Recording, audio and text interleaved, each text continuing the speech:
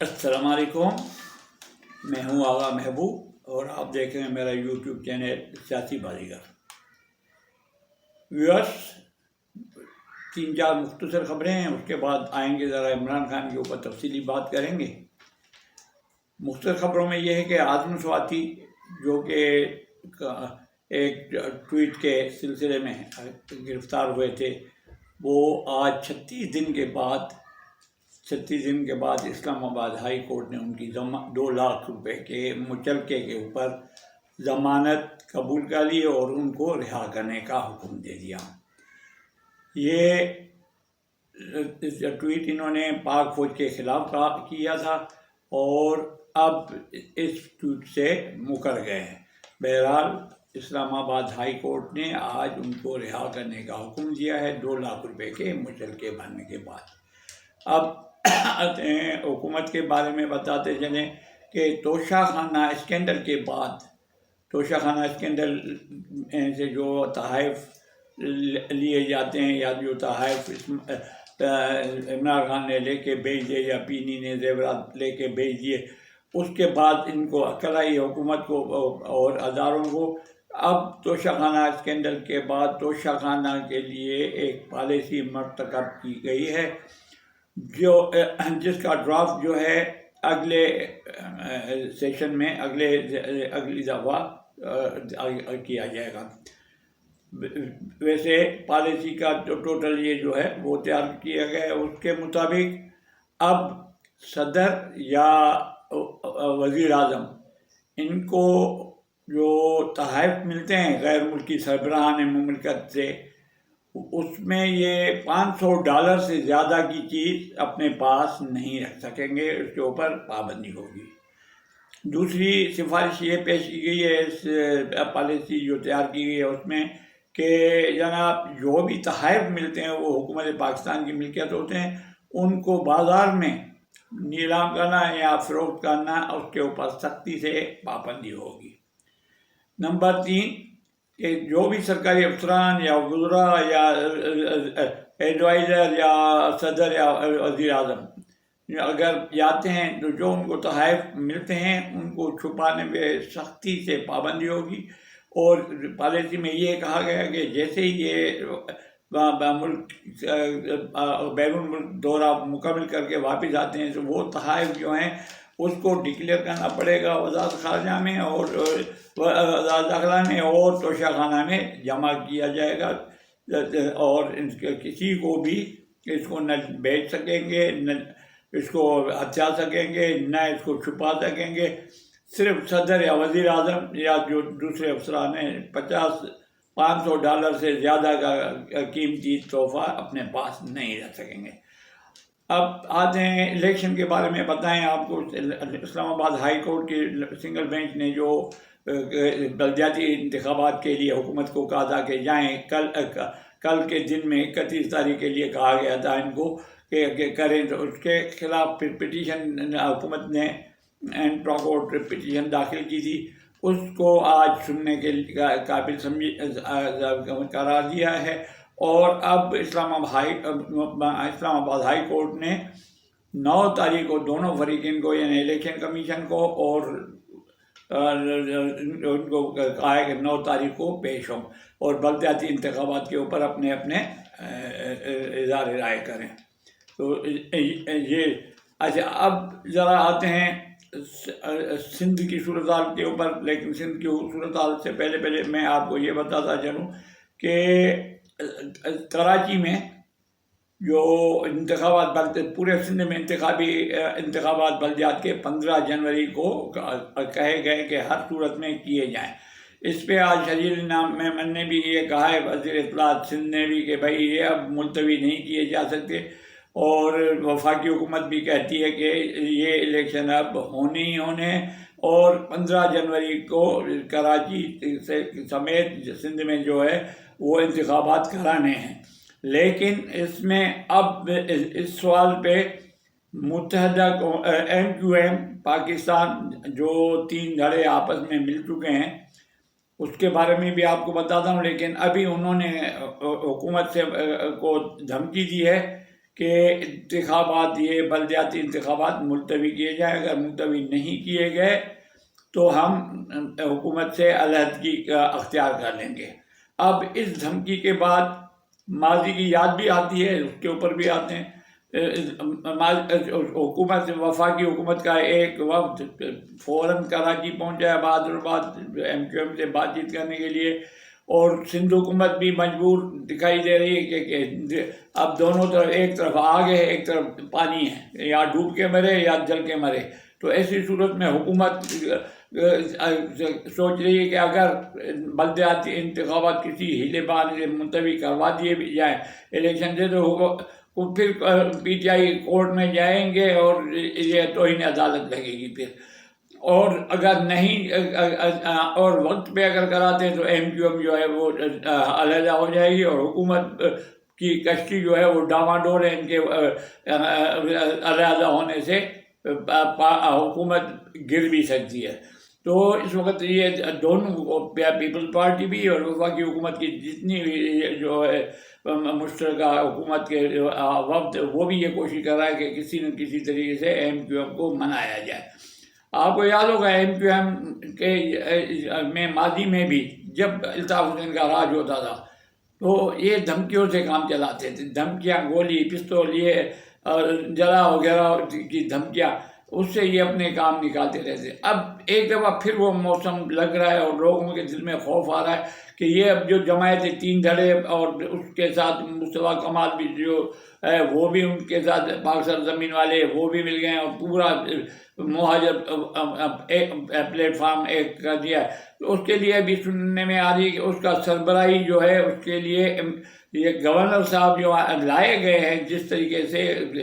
اور جس مقصد کے لیے وہ اپنے کامیاب جا رہے ہیں اپنے کام پہ، اور ان کا مقصد ہے کہ الطاف حسین کو واپس اس جو متحدہ جو ایم کیو ایم جتنے بھی تین چار دھڑے ہیں،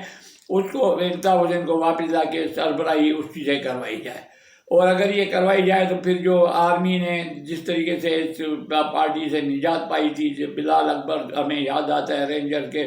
میجر جنرل تھے اس وقت، تو انہوں نے بڑی مشکل سے یہ بوری بند لاشیں اور جلا وغیرہ اور فیکٹری میں آگ جلانے ایسے کارناموں سے چھٹکارا دلایا تھا. تو لوگوں کے دل میں خوف ہے کہ یہ کہیں دوبارہ نہ ہو جائے. خدا کا ایسا نہ ہو یہ جتنی دھڑے ہیں آپس میں مل جل کے کوئی امن کی بات کریں، اچھی بات ہے، لیکن اگر وہ الطاف حسین والی وہی بات ہو گئی تو پھر ایک دفعہ ملک جو ہے ہنگاموں، دہشت گردی کے واقعات میں، بوری بند لاشوں کی شروعات ہو جائے گی. تو یہ سلسلے شروع ہو جائیں گے. تو دیکھیں کیا ہوتا ہے. بلدیاتی انتخابات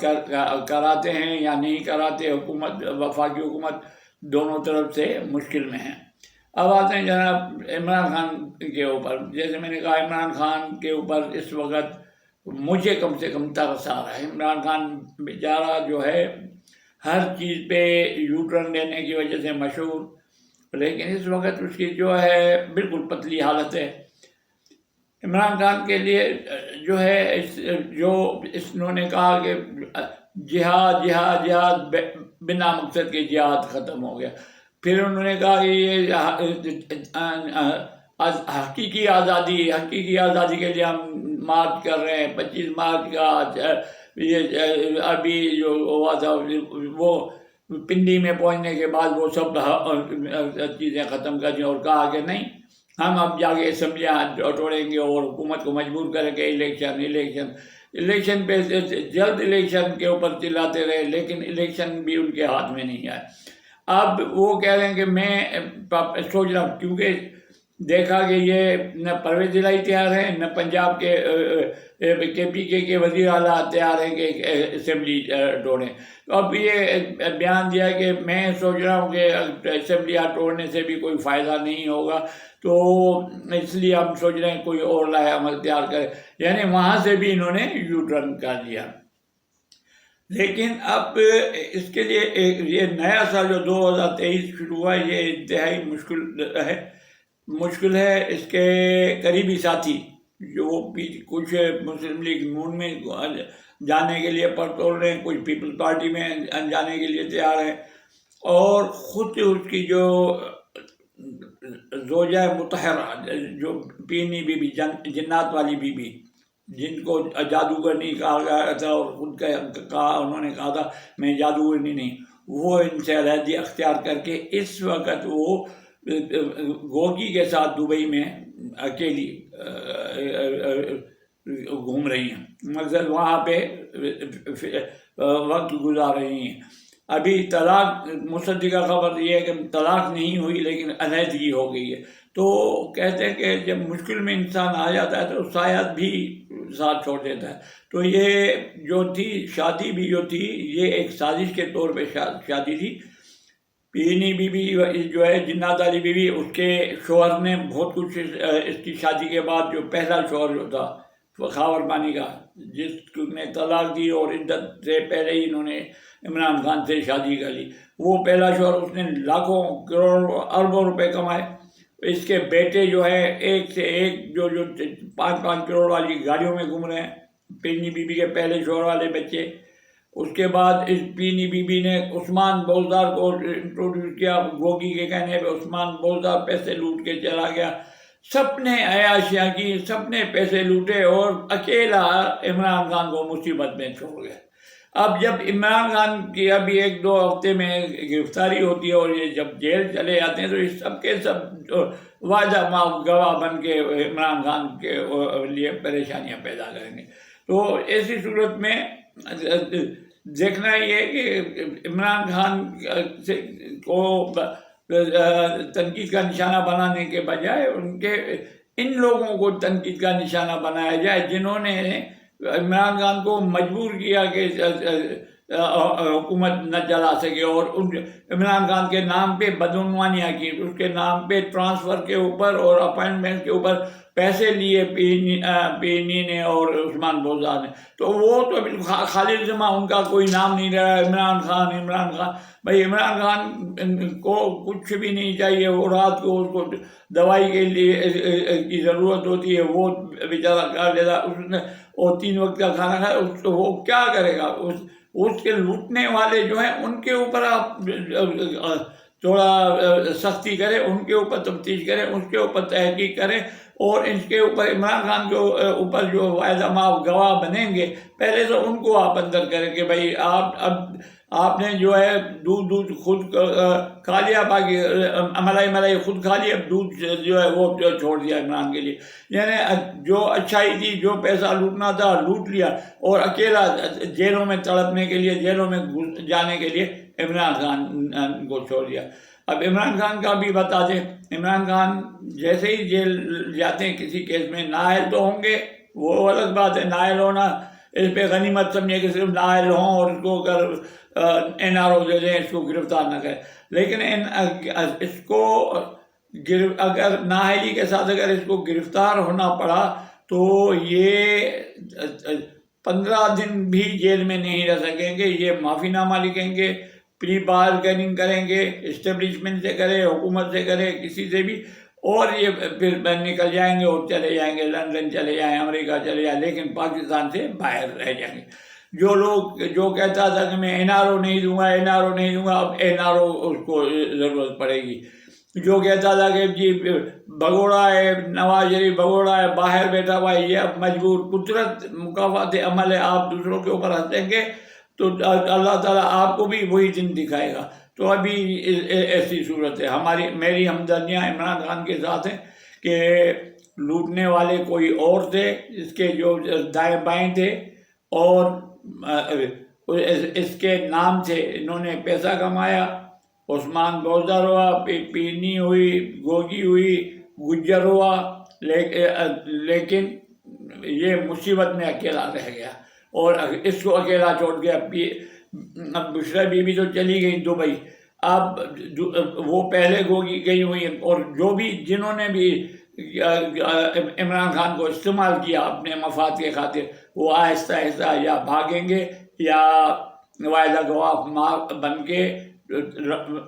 اسٹیبلشمنٹ یا حکومت کے لانڈری میں دھل کے پاک صاف ہو جائیں گے، اور عمران خان کو جیل میں اکیلا چھوڑ دیں گے، اور وہ پھر معافی مانگ کے نکل جائے گا۔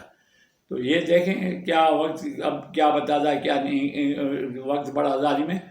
اچھے دنوں کے بعد برے دن بھی آتے ہیں، یہ کبھی عمران خان نے سوچا نہیں تھا، اور سب کے ساتھ بگاڑ کے رکھی، اسٹیبلشمنٹ کے ساتھ بگاڑی، اپنے سیاستدانوں کے ساتھ بگاڑی، تو اب اس کے خلاف کوئی اس کے حق میں کوئی بھی آواز اٹھانے والا نہیں ہوگا۔ تو دیکھیں اللہ تعالیٰ بہتر کرے کیا ہوتا ہے۔ اب تک کے لیے اتنا ہی، پھر کوئی ڈیولپمنٹ ہوتی ہے تو آپ سے بات کریں گے، تب تک کے لیے اجازت۔ پاکستان زندہ باد، اللہ حافظ۔